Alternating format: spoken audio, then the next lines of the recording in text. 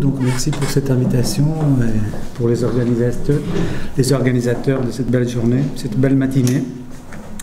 Mon intervention, ce sera différente. J'ai donné ces titres Écosophie et paysage pour une nouvelle écoute du monde. Je travaille aussi sur la question du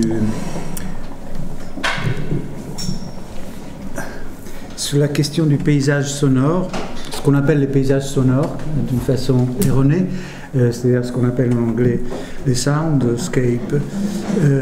Et donc j'aborde un peu cette question de la sanctuarisation et de l'anthropocène à partir de ces questions.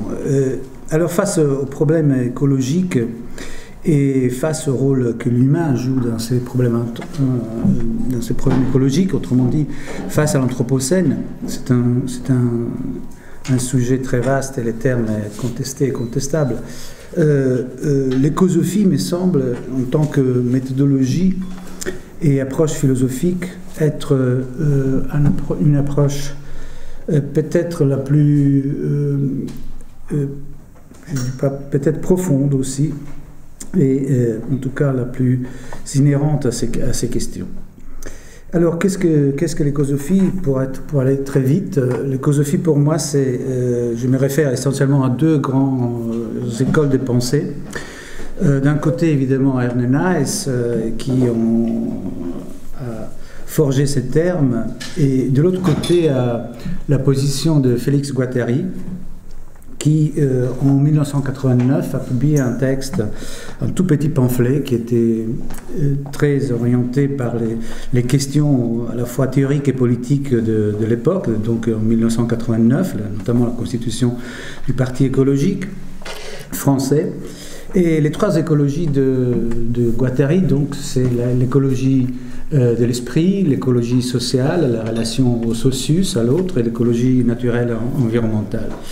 Et ce qui me semble une grande nouveauté dans la pensée de Guattari, telle qu'il l'expose dans ce petit pamphlet, qui est peut-être une pensée qui arrive à la fin de sa réflexion et aussi à la fin de sa vie, c'est que ces trois dimensions ne peuvent pas être dissociées. Et ça, même du point de vue esthétique, pour les artistes, je pense que c'est une question fondamentale. Autrement dit, l'écologie de l'esprit, l'imaginaire, le désir ne peuvent pas s'instituer, se donner en dehors des autres écologies. Aujourd'hui, par exemple en France, nous avons plusieurs types d'écologie, ceux qui s'occupent de la question de l'écologie de l'esprit, ceux qui s'occupent de l'écologie sociale et politique, ceux qui s'occupent de l'écologie de la nature, environnementale. Les trois écologies de Guattari montrent que ces dimensions doivent s'intégrer profondément. Et puis, il y a un autre pilier qui vient de l'écologie profonde, de la deep ecology de Erne Naes, qui, au début des années 60, fin des années 60 au début des années 70, a théorisé cette position, c'est la valeur intrinsèque de la nature. Autrement dit, cette posture philosophique qui reconnaît aux êtres la dignité à exister pour eux en tant que tels.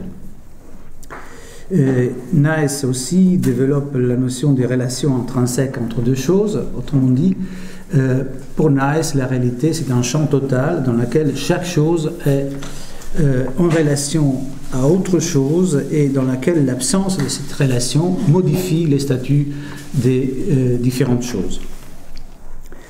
Alors, dans la réflexion écosophique, les paysages jouent et a joué un rôle fondamental, parce que les paysages, c'est au fond l'expression ultime, on pourrait l'appeler l'expression ultime d'une société, en tant qu'élément, en tant que moment de jonction entre la nature et la culture, dans lequel aussi la question de cette jonction entre nature et culture s'opère aussi au niveau du sensible.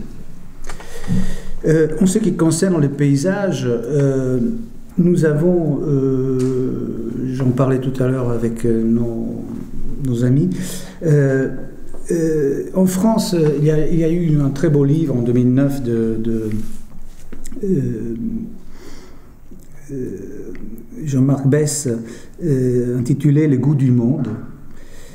qui a fait une sorte d'approche générale sur les différentes positions par rapport au paysage, et il a identifié 5 portes, il les appelle comme ça, 5 portes d'accès à cette notion.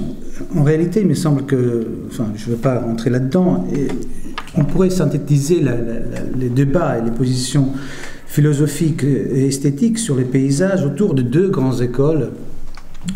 En France, c'est surtout l'école culturaliste qui a déterminé, je dirais en général, les positions vis-à-vis du paysage. L'école culturaliste française qui domine toujours, et qui est aussi une école qui a eu un très grand retentissement dans le monde entier, et qui s'est constituée, elle est beaucoup plus ancienne, hein, mais elle s'est coagulée, constituée, cristallisée autour d'un cours qui a eu lieu au début des années 80, entre 80 et 90, un cours à l'école d'architecture de la Villette, dans lequel, sous l'impulsion de Bernard Lassus, plusieurs théoriciens se sont retrouvés autour d'un 2A qui était sur les jardins et les paysages.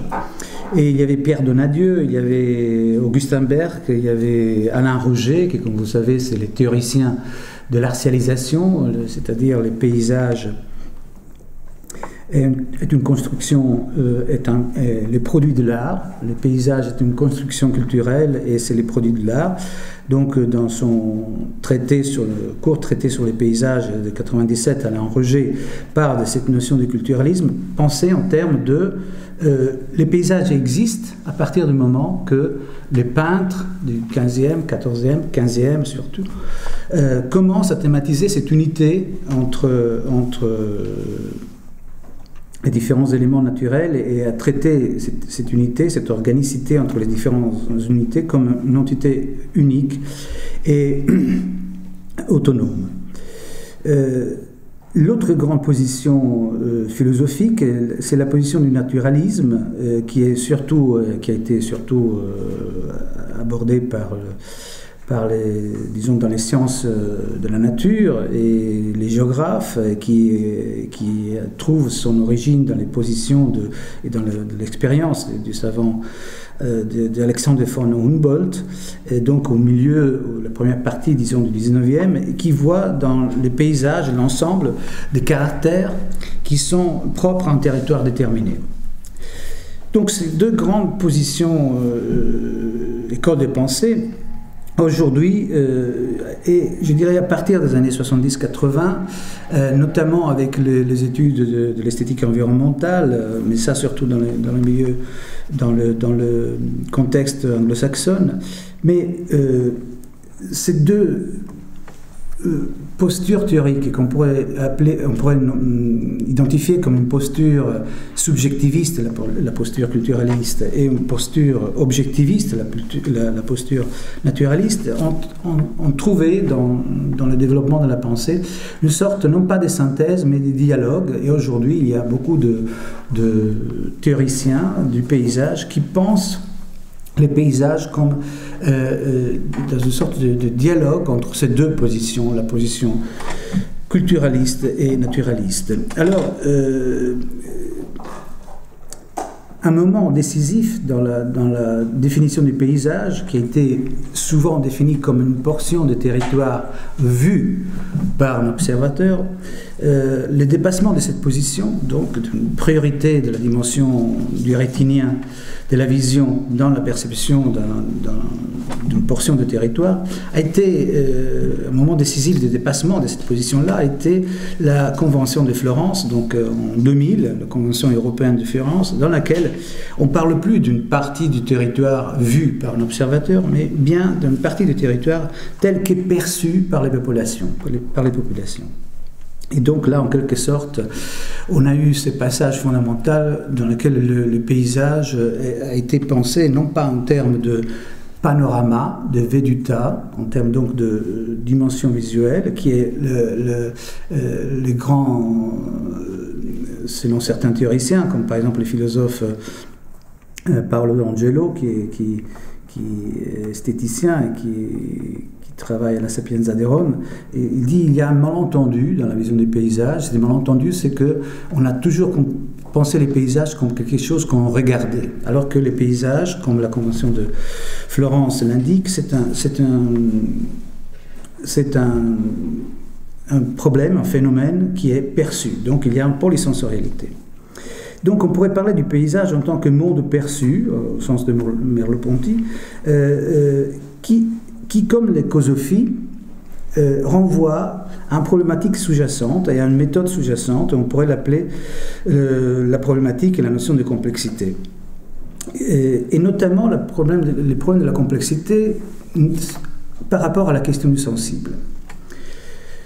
Dans ce changement de perception du paysage et du monde, il y a joué un rôle très important ce qu'on appelle l'écologie acoustico-sonore, ou l'écologie acoustique ou l'écologie sonore, qui justement à partir des années 70 a joué un rôle important dans la prise de conscience de ce phénomène nouveau. Le paysage est le monde perçu et non pas le monde vu. Donc, je disais la complexité. Alors, je parle de complexité, non pas évidemment, pas au sens de Kolmogorov, c'est-à-dire algorithmique, au sens cybernétique, de la quantité d'informations. Il y a des caractéristiques de la complexité qui sont, disons, générales et que dans les sciences naturelles sont des éléments explicites comme l'auto-organisation, l'autocatalyse, la coévolution, la symbiose.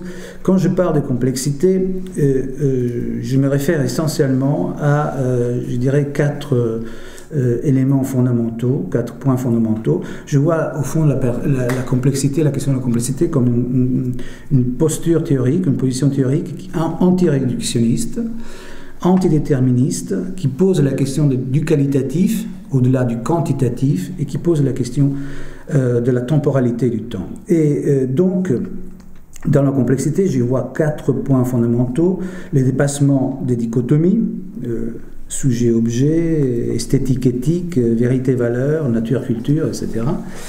Je vois la dimension holiste, on pourrait parler d'holiste organique au sens d'un système organique et systémique, comme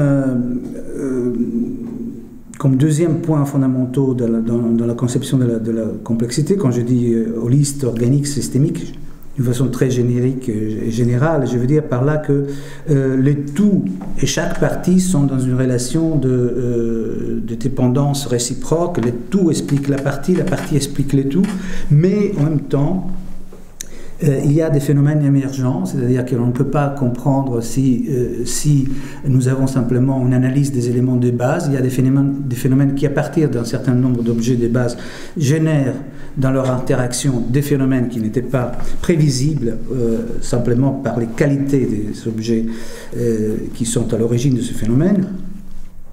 Donc, cette logique. Alors, je sais que le concept d'holisme a été très critiqué. Berck, notamment, plusieurs fois dans ses livres, le critique en parlant d'une sorte de totalitarisme de l'holisme.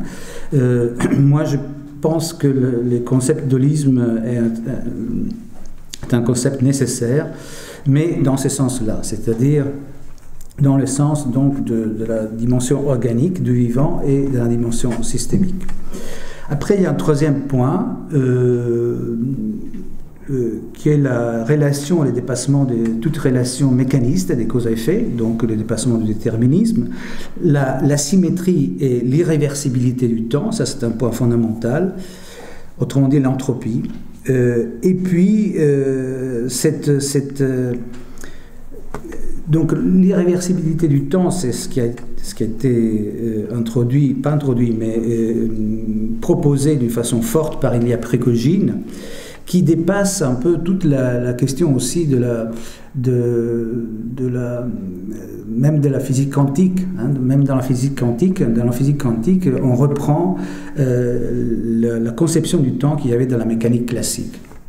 Donc cette notion de temps qui a été analysée d'une façon pour moi fondamentale par un biologiste italien qui s'appelle Enzo Tiezzi, qui est mort il y a quelques années, et qui a écrit un très beau livre dans lequel il parle des temps biologiques et temps historiques. Et là, c'est une conscience fondamentale. Il faut comprendre que les temps de la biologie, les temps du vivant, ne sont pas forcément les temps de l'histoire, les temps de la technique et les temps des humains.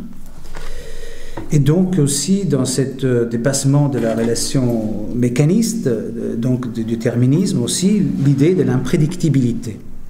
Et puis un quatrième point,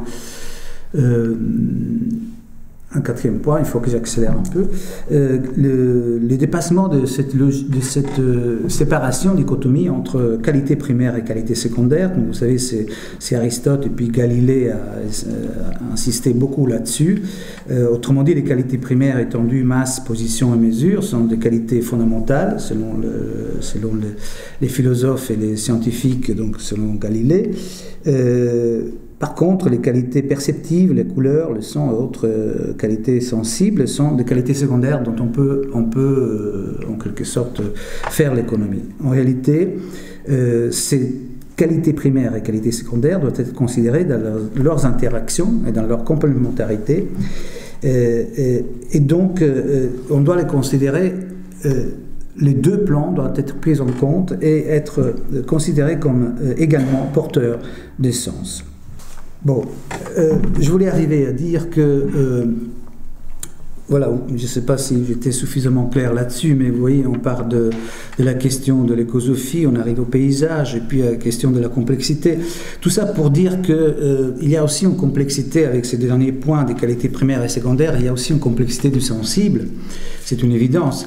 Mais cela devient moins évident quand on pense à la culture occidentale, à notre histoire, qui est une culture non seulement réductionniste et déterministe, qui est une culture aussi de la quantité, qui a développé tout ça, mais qui est aussi, du point de vue du sensible, une culture oculocentrique, c'est-à-dire, selon la définition qu'a donnée l'architecte finlandais Juhani Palasma, la culture occidentale est une culture du centrisme oculaire. L'Occident, en d'autres termes, est logothéorique. Les pensées parlées de l'Occident relèvent du théroïne, du théoros, du spectateur du théâtre. Bon, Platon, l'idée, on sait tout ça, Heidegger a écrit des choses très intéressantes là-dessus. Et on pourrait dire que cette culture, qui depuis les Grecs jusqu'à la modernité, il trouve justement dans la modernité son point, cette culture de l'œil, du regard, trouve dans la modernité son point le plus puissant et profond. Et on pourrait presque dire que les qualités de la mécanique qui ont été déployées à partir du XVIIe siècle, notamment la notion de localité, notamment la notion de déterminisme, notamment la notion de continuité, qui sont des notions de la physique mécanique qui ont été focalisées et mises au point d'une façon forte dans les XVIIe, correspondent presque d'une façon univoque avec les qualités de la vision. Alors, je n'ai pas le temps peut-être dans le débat, je ne sais pas, mais je n'ai pas le temps de développer, mais on pourrait dire que la vision est une dimension de la séparation. Hein. Par exemple, la notion des sujets-objets, une société peut penser, une philosophie peut penser la relation sujet-objet seulement si c'est une culture, une philosophie qui regarde le monde. Hein. Je peux penser, moi, détaché de cette montre, mais je ne peux pas me penser dans un environnement sonore, dans un milieu sonore, je suis plongé, l'environnement sonore est immersif, je ne peux pas penser en termes de moi séparé du monde. Si je pense en termes sensibles de l'écoute. De la même façon, la question du déterminisme, qui est une question de la linéarité, qui est une qualité de la vision, contrairement donc à la dimension holiste de l'audition, et puis ce que j'appelle la fixité, qui pourrait correspondre à la continuité, c'est-à-dire la stabilité qui pose le regard, qui est aussi une des forces de la vision, au-delà de sa capacité, de sa rapidité, de sa puissance de vitesse. Cette fixité, qu'on pourrait dire que avec François Julien, qui a une très belle formule. Il dit la vue, je cite, il dit la vue assigne, elle fait sortir de l'ambiant. La vue assigne, elle fait sortir de l'ambiant. C'est-à-dire assigner quelque chose, c'est de là que François Julien voit la notion d'ontologie, c'est-à-dire la dimension essentialiste de quelque chose qui est assigné. Si on est dans un monde sonore, donc dans le monde disons, des cultures autres, et même des cultures de l'oralité primaire, souvent, le monde est un monde acoustique, un monde sonore, et donc la relation au monde change profondément. On pourrait dire que lui, l'écoute, nous place dans une continuité ontologique. Quand j'écoute le monde me traverse, je suis dans une relation à l'autre qui n'est pas de la différence, de l'altérité, mais de la continuité. Il y a la notion de présence, je suis au monde du son ici et maintenant. Le son ne peut pas être observé de l'extérieur. Je peux observer un tableau, je ne peux pas observer une symphonie. Le monde du son est holiste et le monde du son est dans la non-séparation. Excusez-moi, la rapidité et la brutalité, enfin les côtés un peu abrupts de cette pensée, mais peut-être sûrement qu'on aura l'occasion d'en parler. Alors, je crois que j'ai presque terminé. Tu me laisses 2 minutes encore. La conclusion, disons, qu'est-ce que nous dit, lui, l'écoute sur l'anthropocène et la sanctuarisation? Alors, tout d'abord, 2 mots vraiment sur cette question de l'anthropocène. Ce matin, on a eu une très belle introduction à cette question par Brett Buchanan. J'ai bien prononcé. Évidemment, la notion d'anthropocène est problématique, sans rentrer dans les positions climato-sceptiques, etc., qui sont des positions qui m'intéressent pas trop, enfin qui m'intéressent mais que je ne partage pas. Et je dirais qu'il y a 2 positions fondamentales, 2 critiques fondamentales qui me semblent aujourd'hui se poser. D'un côté, on voit dans l'anthropocène, encore une fois, la poursuite de la modernité, c'est-à-dire l'humain, maître et possesseur, et l'anthropocène, c'est la capacité de l'humain à transformer le monde, la géologie, les temps, les climats. Donc, c'est au fond l'expression la plus aboutie de la cosmologie moderne. Et puis, une deuxième critique qui voit plutôt qui pose la question de ce changement, de la question de l'environnement, de la nature, à partir de la révolution industrielle et du mode de production. Donc cette critique qui est portée à l'anthropocène par tous ceux qui se situent dans la posture du capitalocène, si vous voulez. Cela donc sont deux postures théoriques qui m'intéressent et qui me semblent critiquer cette notion d'une façon qui doit être prise en compte.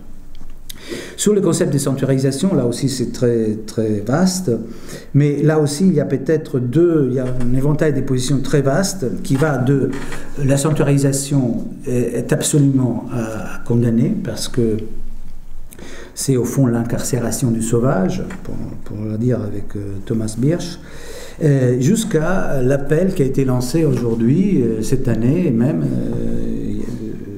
par Edward Wilson, qui dans son livre parle de half Earth, c'est-à-dire il veut sanctuariser la moitié de la planète en disant la dimension de vivant est dans un tel danger que nous avons l'urgence de sanctuariser la moitié de la planète, enfin de la surface planétaire, pour protéger la biodiversité et créer une immense réserve.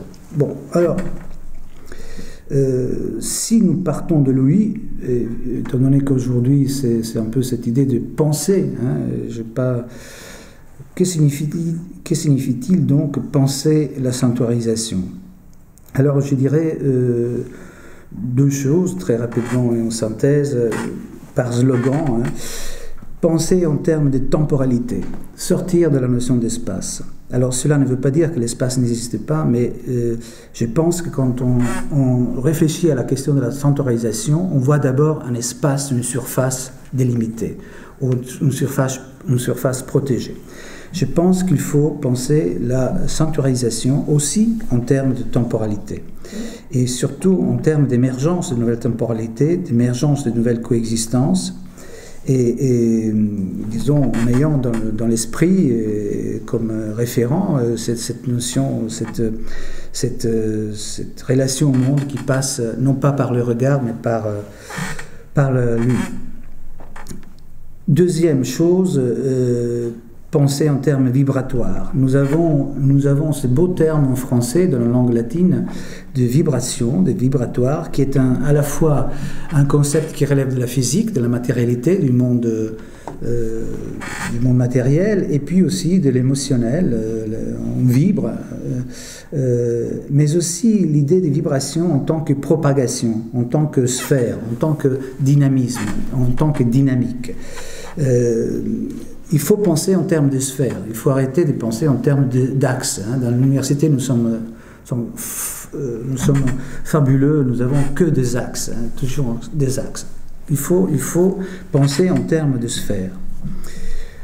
Alors je dirais que ça, c'est les deux grands... pour aller un peu vite, mais par rapport à ce concept de sanctuarisation, et puis peut-être une troisième réflexion, une troisième pensée, qui est à laquelle je voudrais rendre hommage, c'est la pensée de John Cage, quand il dit qu'il faut laisser être.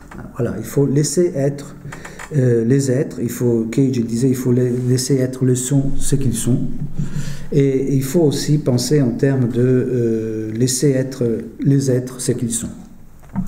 Voilà. J'étais dans les temps, je pense. Hein. Merci beaucoup.